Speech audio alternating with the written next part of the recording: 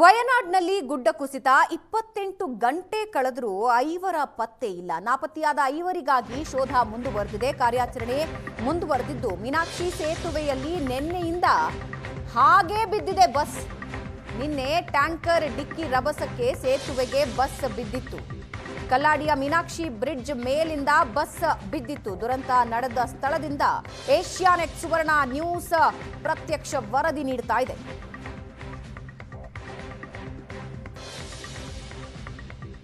ದುರಂತ ನಡೆದ ಸ್ಥಳದಿಂದ ಏಷ್ಯಾನೆಟ್ ಸುವರ್ಣ ನ್ಯೂಸ್ ವರದಿ. ಮೀನಾಕ್ಷಿ ಬ್ರಿಡ್ಜ್ನಿಂದ ಬಸ್ ಕೆಳಗೆ ಬಿತ್ತು. ಆ ಬಸ್ ಈಗಲೂ ಕೂಡ ನೀರಿನ ಮಧ್ಯೆ ಇರೋದನ್ನ ನೀವು ನೋಡ್ತಾ ಇದ್ದೀರಿ. 5 ಜನರ ಪತ್ತೆ ಇನ್ನೂ ಇಲ್ಲ. ನಿನ್ನೆ ಗುಡ್ಡ ಕುಸಿತದ ಸಂದರ್ಭದಲ್ಲಿ ಬಸ್ ಒಂದು ಬ್ರಿಡ್ಜ್ನಿಂದ ಕೆಳಗೆ ಬಿದ್ದಿತ್ತು. ಅದರ ವಿಜುವಲ್ ನೀವು ನೋಡ್ತಾ ಇದ್ದೀರಾ. ಬ್ರಿಡ್ಜ್ನಿಂದ ಕೆಳಭಾಗಕ್ಕೆ ಬಿದ್ದ ಬಸ್ ಹಾಗೆ ಇದೆ. 5 ಜನ ನಾಪತ್ತೆ. ರಕ್ಷಣಾ ಕಾರ್ಯಾಚರಣೆ ಮುಂದುವರಿತಾ ಇದ್ದು ದುರಂತದ ಸ್ಥಳದಿಂದ ಏಷ್ಯಾನೆಟ್ ಸುವರ್ಣ ನ್ಯೂಸ್ ವರದಿ ಮಾಡ್ತಾ ಇದೆ.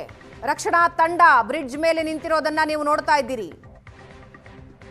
ಸುರಂಗ ಮಾರ್ಗದ ಕಾರ್ಯಾಚರಣೆ ನಡೀತಾ ಇತ್ತು. ಸಡಿಲವಾದ ಮಣ್ಣು ಇತ್ತು. ಗುಡ್ಡದಿಂದ ಕುಸಿದ ಮಣ್ಣಿನ ಜೊತೆಗೆ ರಭಸವಾಗಿ ಕೊಚ್ಕೊಂಡು ಬಂತು ಮಣ್ಣು. ಟ್ಯಾಂಕರ್ ಒಂದು ಯಾವ ರೀತಿ ಕೊಚ್ಕೊಂಡು ಬಂತು, ಇಡೀ ಆ ದೃಶ್ಯ ನೋಡಿದವರ ಎಲ್ಲರ ಎದೆ ಝಲ್ಲಂದಿತ್ತು.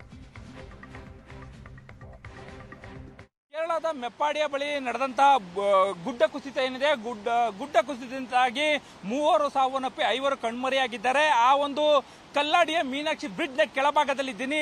ನದಿಯಲ್ಲಿ ನೀರು ಯಾವ ಮಟ್ಟದಲ್ಲಿ ಬಿರುಸಾಗಿ ಹರಿತಾ ಇದೆ ಅನ್ನೋದನ್ನು ಕೂಡ ನೀವು ಇಲ್ಲಿ ಗಮನಿಸಬಹುದು.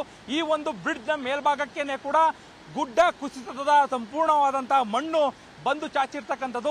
ಈಗ ಸದ್ಯಕ್ಕೆ ಬ್ರಿಡ್ಜ್ ಅನ್ನು ಸಂಪೂರ್ಣವಾಗಿ ಕ್ಲಿಯರ್ ಮಾಡಿದ್ದಾರೆ. ನಾವು ಏನು ಇಡೀ ವೈರಲ್ ಆದಂತಹ ಸಿಸಿ ಕ್ಯಾಮ್ರಾದ ದೃಶ್ಯಾವಳಿಗಳಲ್ಲಿ ಆ ಒಂದು ಬಸ್ ಏನಿತ್ತು, ಆ ಬಸ್ ಸಂಪೂರ್ಣವಾಗಿ ಆ ಮಣ್ಣಿನ ಸೆಳೆತಕ್ಕೆ ಸಿಕ್ಕಿ ನಜ್ಜುಗುಜ್ಜಾಗಿತ್ತು.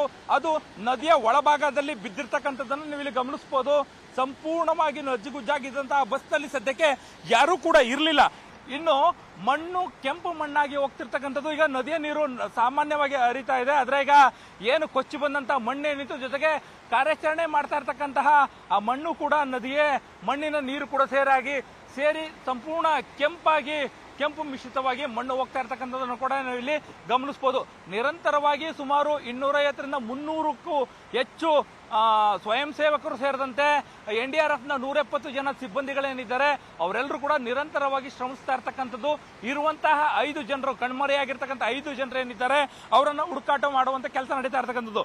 ನದಿಯ 2 ಬದಿಗಳಲ್ಲೂ ಕೂಡ ಈ ಒಂದು ಸಂಪೂರ್ಣವಾದಂತಹ ರೆಸ್ಕ್ಯೂ ಕಾರ್ಯಾಚರಣೆ ನಡೀತಾ ಇರ್ತಕ್ಕಂಥದ್ದು. ಅಂದ್ರೆ ಮನೆಯ ಮೇಲ್ಭಾಗಕ್ಕೆ ಬಂದಿದ್ದಂತ ಮಣ್ಣೇನಿತ್ತು ಆ ಮಣ್ಣನ್ನು ಕೂಡ ತೆರವು ಮಾಡ್ತಾ ಇದ್ದಾರೆ. ಅದೇ ರೀತಿಯಾಗಿ ನದಿಯ ಪಕ್ಕಕ್ಕೆ ಏನು ಗುಡ್ಡದಿಂದ ಬಂದಿರತಕ್ಕಂಥ ಮಣ್ಣೇನಿತ್ತು ಅದನ್ನು ಕೂಡ ಕ್ಲಿಯರ್ ಮಾಡುವಂತ ಕೆಲಸವನ್ನ ನಿರಂತರವಾಗಿ NDRFನ ಸಿಬ್ಬಂದಿಗಳು ಮಾಡ್ತಾ ಇರ್ತಕ್ಕಂಥದ್ದು. ಇನ್ನೂ ಕೂಡ ಆ ಒಂದು ಮಣ್ಣಿನಲ್ಲಿ ಉದುಗಿ ಹೋಗಿರ್ತಕ್ಕಂಥ 5 ಏನಿದ್ದಾರೆ ಅವರ ಪತ್ತೆ ಆಗಿಲ್ಲ. ಸದ್ಯಕ್ಕೆ ಈಗ ಮಳೆ ಕೊಂಚ ಬಿಡುವು ಕೊಟ್ಟಿರ್ತಕ್ಕಂಥ ಹಿನ್ನೆಲೆಯಲ್ಲಿ ಈಗ ಸದ್ಯಕ್ಕೆ ನದಿಯ ನೀರು ಕೂಡ ಕಡಿಮೆ ಆಗ್ತಾ ಇದೆ. ಕಾರ್ಯಾಚರಣೆಯನ್ನ ಮತ್ತಷ್ಟು ಚುರುಕು ಮಾಡಿ ಅವರನ್ನು ಹುಡುಕಾಟ ಮಾಡುವಂತ ಕೆಲಸವನ್ನ NDRFನ ಸಿಬ್ಬಂದಿಗಳು ಮಾಡ್ತಾ ಇದ್ದಾರೆ. ಕ್ಯಾಮರಾ ಪರ್ಸನ್ ಪುಟ್ಟರಾಜು ಜೊತೆ ಮಧುಎಂ ಚಿನ್ಕುಳಿ, ಏಷ್ಯಾನೆಟ್ ಸುವರ್ಣ ನ್ಯೂಸ್, ಕೇರಳ.